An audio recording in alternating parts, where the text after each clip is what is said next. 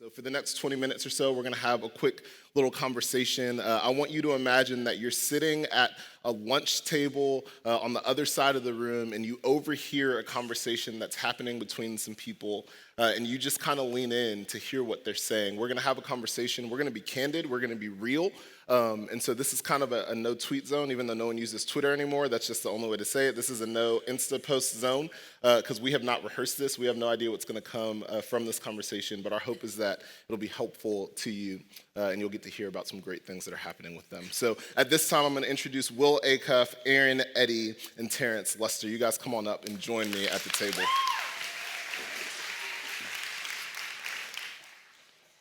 Come on. Hey, thank y'all for being here. How do y'all feel?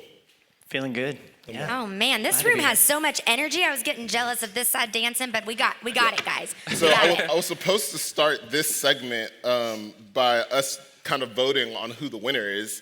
I feel like we could just do that unanimously right now. Like if I count down from 3, could you just yell who you think the winner is? Just give us an answer. Ready? 3, 2, 1. Red. What? Well, we were all sitting on the red devil side. is a lie. The devil is a lie. Not today, Satan. Isn't that what Joe said last night? Not today, Satan. The song choices, though. Well, that's Marquise's fault. Y'all need to talk to Marquise, okay? Yeah, Barney brought us down. That was a little low. Can't blame them. You got to blame Marquise. Hey, why don't y'all tell us a little bit about yourselves? Tell us about the organizations you represent. Terence, why don't you start and we'll work over this way. Yeah, sure. So Terence Lester, I lead an organization called Love Beyond Walls. 6 years ago, I was living homeless under a bridge in the heart of the city of Atlanta, eating out of trash cans, being put out of shelters, standing on street corners, begging people for change.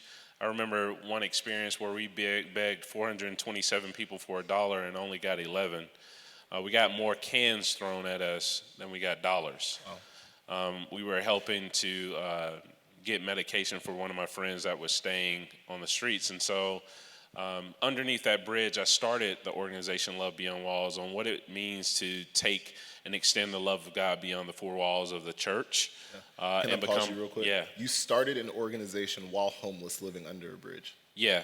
Well, growing up, I experienced homelessness as a teenager at 16 and a half years old, overcame that, and I was sitting in my house one day, and I had everything. I had a refrigerator, I had kids, I have a wife, I have all of these luxuries, and I still stayed proximate to building relationships with people on the streets. And one day this guy challenged me. He says, I don't want to go to this shelter, why don't you stay in it? And it wrecked my paradigm. I go home and I ask my wife, could I live as a homeless person in the heart of the city? And I lived out there for over a month, becoming Jesus to people who are passed by every single day. Wow, that's incredible. And that's how we started Love Beyond Walls. Since starting, we've gotten a little over 300 people off the streets, and we've seen over 150 people profess faith. Wow, that's phenomenal. That's awesome. Eryn, will you tell us a little bit about So Worth Loving and your journey? Yeah. Well, I didn't go to college, so kudos to those that are in college. I was so bad at school that I did not think I could do another few years of it. But I started as an art director for a nonprofit. But before actually I was an art director, I begged to do data cards into spreadsheets and take out the trash and just do whatever and be around sound leadership. Yeah. And when I was doing that, the owner asked me, he said, Eryn, sky's the limit, what do you want to do? Thought it was a trick question, didn't know how to dream it. So I thought, well, I love singing, so maybe I'll sing, maybe I'll do something like that. So I started singing, and then through that, I had some music videos go viral. I had a lot of trolls and a lot of hate that I saw quickly over time. But in that also, I was kind of healing from a verbal abuse that was in my household. And so it was kind of like I just wanted somebody to tell me I was worth loving, and I wanted somebody to say that I was valuable and I had something to give and offer. And so I thought, well, you know what? I'm going to tell people, if I struggle with it, I'm going to tell other people that they're worth loving too. So I put my home address on my blog, and I said, mail me your personal t-shirt and I'll spray paint that you're worth loving, and I'll mail it back to you for free. And it was on a Tumblr blog. And then I thought I'd received just my mom or my dad's t-shirts. Yeah. And then I started receiving hundreds of shirts from all over the world. And it was the one story that we received, it was the first story of Melissa, she's on our team, struggling with self-worth since she was 7, sexual abuse, self-mutilation, depression, anxiety. And so she wrote her story and said, I've struggled so much, but it took one person to believe that I was worth loving for me to get on the right track. So Worth Loving, what we do is we are that one person to remind you that you're worth loving, and we use apparel to be that bridge. Wow, that's incredible. Will, tell us a little bit about Corner to Corner. Will and I met 3 weeks ago over a phone call, which was crazy, and we started talking, and Will just had so much to share. I said, will you drive down from Nashville and come down to this conference and talk to college students? And so tell them a little bit about what you're doing and why you're here. Yeah, it's been a fast relationship. Yeah, that's right. Come on, we're best friends. Yeah, I love we're it. close now. So Corner to Corner, we're a faith-based nonprofit that exists to extend the hope of Christ in gospel word and loving deed. But that really started out of my wife and I moving into a historically, what I like to call, underestimated neighborhood, right? It's got all the normal stats you've heard as we look at issues of poverty. And we moved into that neighborhood with more questions than answers. And my wife started working behind bars at the men's prison. That was the first thing that happened. She started helping former offenders transition back into the neighborhood with stable employment. And that neighborhood was our neighborhood. Nashville has the highest rate of incarceration in the United States. And so our house became a place of sanctuary, a place of relationship building. And so Corner to Corner grew out of that kind of behind bars ministry into a local rec center ministry. And so fast forward where we are today, it's become our full-time work, and we do a bunch of different stuff.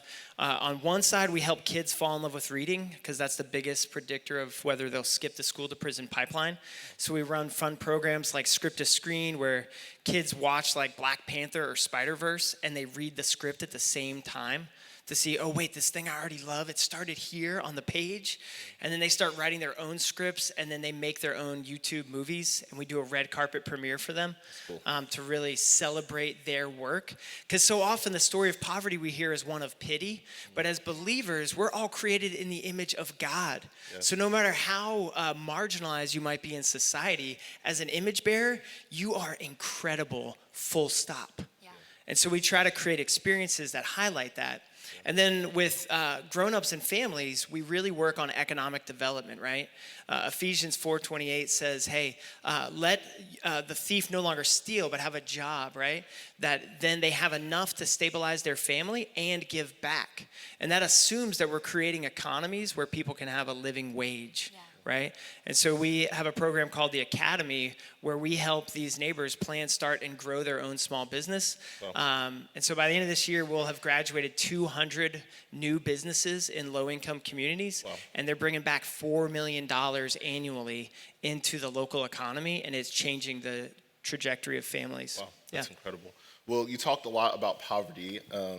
And as I think about poverty, I really think about it in 3 categories. I think it's easy to think about poverty in terms of finances. That's just one kind of poverty, right? Yep. There's also emotional and spiritual poverty as well. And so as we think about poverty in our country and that issue, what are some of the issues that you guys are seeing with that when it comes to physical, spiritual, and emotional poverty?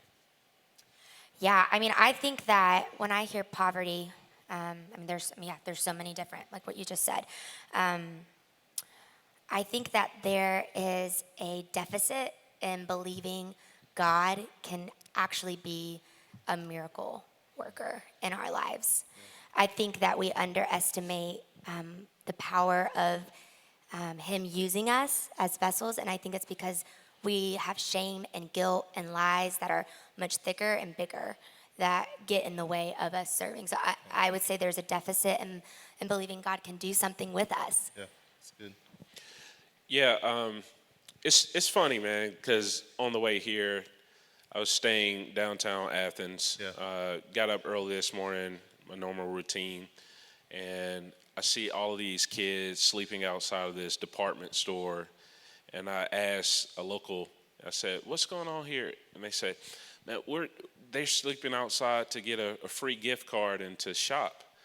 And then 2 blocks over I walk, and there were people who were experiencing homelessness sleeping on church steps.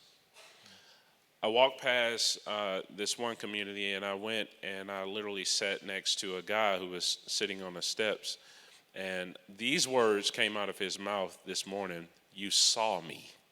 Wow. You saw me. I think when we think about poverty in our country, I think we have to learn to see, like you talked last night about the Samaritan and having those eyes, and seeing through lenses of love, that the poor aren't criminals, they aren't lazy. Just because they're impoverished materially does not mean, as Acuff just said, that they're not so worth loving. Wow. And as Jesus followers, we have an obligation, a call to tell people about the good news. And that good news is that God redeems, God restores, God rectifies, God reconciles, and God has a special plan for each and every individual story on the face of this planet. Yeah, that's good. Yeah. Will, anything to add to that? Man, that's tough to follow. I think one of the biggest deficits I see is that we have a culture of what I might call hobby loving your neighbor, right? Which is like, as long as I can fit it in and the rest of everything else I have got going on, right? And you can do a one-off event under your own strength and under your own power, but you can't do the kind of love your neighbor that Jesus is talking about, which, as I understand it, especially with the Samaritan, model, he breaks it down, that I think that means that anyone that our time, treasure, or our talents can touch for mercy for the rest of our lives, right? That's what it means to love your neighbor as self. And so that requires a deep dependence on Jesus. That requires union with Christ, right? This mystical, theological powerhouse, which is the only source of energy to get you through that kind of life. Because otherwise, the cares and the riches of this world, they will choke you out. I promise. Fast forward from this moment right now, 10 years later, if you do this on your own strength, you will be out. You will be doing your own, your 501, your savings account will be more important to you than loving your neighbor. That's so good. Well, I love what you said about you can do an event in your own strength, but in order to love your neighbor well and to do that on a consistent basis, you really have to rely on Jesus. Part of our prayer as we've started this conference is that this would not just be an event. And I know it's easy to see it as a 2-day conference that you registered for, but our hope is not that you would just attend a conference. Amen. Our hope for this is that it would redefine the faith of a generation, that Jesus actually called us, like Terence was saying, we have a responsibility to see the least and the lost and to care for people and to love them. And to rely on his strength in order to do that well. And so our hope is that something would be birthed in this place, that a group of college students would go, no, I am tired of a come and see Christianity. I'm not just gonna show up and sit in sessions and hear worship and teaching and feel better about myself. I'm going to make a difference in the city that I'm in. I wanna do more with my years here in the city. And so I love what you said. As we look out to a room of college students, over 400, 500 college students have registered to go out and serve their city for one day. Why is it so important that this generation understands this and that this generation leads the way? I've got a really simple answer to that. You are more powerful than you think, so you should act accordingly. Wow. Yeah, and I'll piggyback that. I'll piggyback and say, I think when we start to serve and we get into the trenches with people and we learn to be really present, we start to see what we're made of and what we are scared of and what threatens us or threatens our views and our values.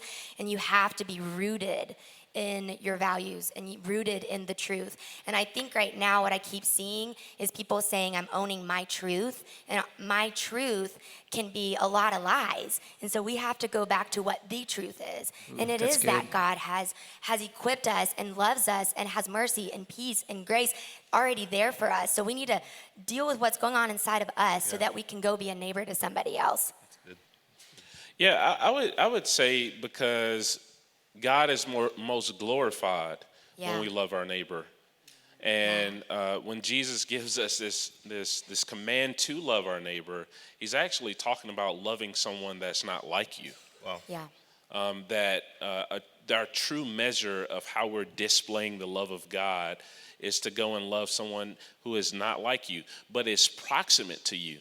When we love people who are living on the margins, we get a chance to glorify God as God's hands and feet in the earth. That's the urgency.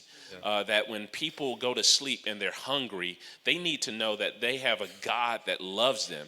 And how does God respond? Through his disciples. Yeah. We have to be the hands and feet. We have to be so on fire to go out and love our neighbor, the broken, the sick, the lame, the oppressed, that we extend the love of God through our service. When I talk about loving our neighbor, I'm talking about, man, laying your life down as a bridge and allowing God to use your life as a conduit, because people need to know that God is alive and God is still living and breathing and moving in the earth. That's good. Yeah. I think another reason this is so important for this generation is because as you look at culture, it feels like the banner for social change is being won by culture. They're the ones carrying the banner. And so you look at movements like fighting against gun policies and gun control. You look at Me Too movement. You look at things like Black Lives Matter. And there's these young people who are going, we are going to start movements to change our society. Things have to change in our country. Things have to change in our world. And so we're going to do this. And that is incredible. It's a beautiful thing. But they are doing it under the banner of culture. And I just believe that if there's going to be change that happens in our city, if there's going to be change that happens in our country, if there's going to be change that happens in our world, it should be under the banner of Jesus. The church should lead the way in this. And when I say the church, it's not our buildings, it's the body, it's the people who are sitting in this room. And so your generation, I don't know if you realize this, but what Will said is so true, that high school students are looking to college students to figure out what's cool. And so what you do, they follow. But what's crazier than that is that older generations are actually looking back to college students to see what's cool. And so all of their marketing, all of their branding, all of their efforts are based on what gets you to buy, what gets you to buy in, what gets you to join the movement. And so as a college student, you are affecting the generation behind you and the generation ahead of you. You have more power than you realize. And so what would happen if a group of college students said, I'll tell you what's cool. It's putting ourselves last, and it's choosing to be the hands and feet of Jesus and serving our community and serving our cities. Go ahead. Yeah, I'm just going to add to that. And I think Christians, we are uniquely positioned to do this for the long haul, right? Because cultural movements will come and go, right? Things will be of the moment and then not of the moment. But Christians, we should be the ones on the front lines always saying that because we know how the story ends, right? We feast in Zion with the Lord forever. We know how the story ends. So it doesn't matter if the next 10 chapters are filled with pain and suffering, right? Even in the midst of the joy of Christ, we can be on the front lines of that. We can endure where others will stop. In a way that is powerful and is life-giving. And I ultimately think it's when Jesus says, I've come that you may have life and have it to the full, when you pour your life out for neighbor, it is joy. And it is a joy that is hard to describe, and you instantly sound weird and mystical, right? And it goes way past anything you might like post on Instagram, right? But it gets you up in the morning, and others will fade away, and you will keep going. Yeah. I would say this too, man. It's not about numbers. It's about names. Wow. Yes. And we have to be about names. There's 3 P's that I jotted down. Is priority, proximity, and pace. We need to make service a priority. Service is a lifestyle, not an event. Proximity, we actually need to get close to the people that we're daring to serve and forge intentional relationships. The wonderful thing that I love about Jesus is in the New Testament it says, and Jesus saw, but he got close to people. He was proximate to people. And the last thing is pace. Factoring service into your life as a lifestyle, creating margin in your life where this is something, as Acuff just said, that is something that we take the distance. That's great. Yeah. We have a minute and a half left. I want to ask one more question, and then we're going to jump into worship and hear from my good friend Reed Moore. A lot of students today are going to be serving nonprofits, but they're going to be doing it not by working directly with people. They're going to be doing it by painting or gardening or doing some landscaping or sorting clothes and kind of taking some burdens off of nonprofits. Help students who are going to do projects that aren't relational person to person understand why what they're doing is so important today. You offer a sense of relief to somebody that is feeling discouraged in serving, because you will feel discouraged in serving. We were just talking about that back there. Sometimes you do feel discouraged, and we need people that are excited and passionate. Whenever you have lack of faith, you need somebody else beside you that has the faith, and that's what you guys are doing. So stepping in and knowing that you're offering relief and giving faith back to somebody that might be tired. Yeah, and I'd add this kind of foundational work. You guys are clearing the decks, right, for what happens next week and the week after. And I'd highly encourage you, let this be the first moment you connect, but not the last. Yeah, that's really so good. ask today, wherever you are serving, all right, hey, I have an extra 2 hours a week. What could I do with you for those 2 hours? Get an answer to that question today. Yeah, that's good. Yeah, I always go back to, somebody last week was praying for God to move in their lives. And God is going to answer prayers through your service and sacrifice and following Christ. Wow. Somebody will receive a meal. Somebody will have a better house because you clean the yard. Somebody will have something that they were praying for God to move in. And we are answer to God's prayers when we follow Christ into the wild. That's great. Yeah. That's so good. Hey, Terrence has a book called I See You. I'd love for you to check it out. It's in our merch store. Eryn has a booth down. We'd love for you to check that out as well. And then, yeah, go for it. So they're in the store. The first people that go, I just want to give them away free. Wow. Yeah. That's incredible. So if you can get there before me, I'm going to get that. Yeah. The first person or the first 500 people? What are we? Until they are all gone, man. Wow. That's incredible. That's incredible. That's so good. Will and I are talking about this idea of do more in 4, and so you're going to see some movement ideas coming around that as well. We'll post on social media, on the For God to Love Tour Instagram, links that you guys can stay in touch with them and see what they're doing. We'd love for you to get a chance to hang out and get to know them as well. Hey, can y'all do me a huge favor and give it up for Terrence, Thanks, for guys. Eryn, and for Will? Thank y'all so much. Y'all awesome.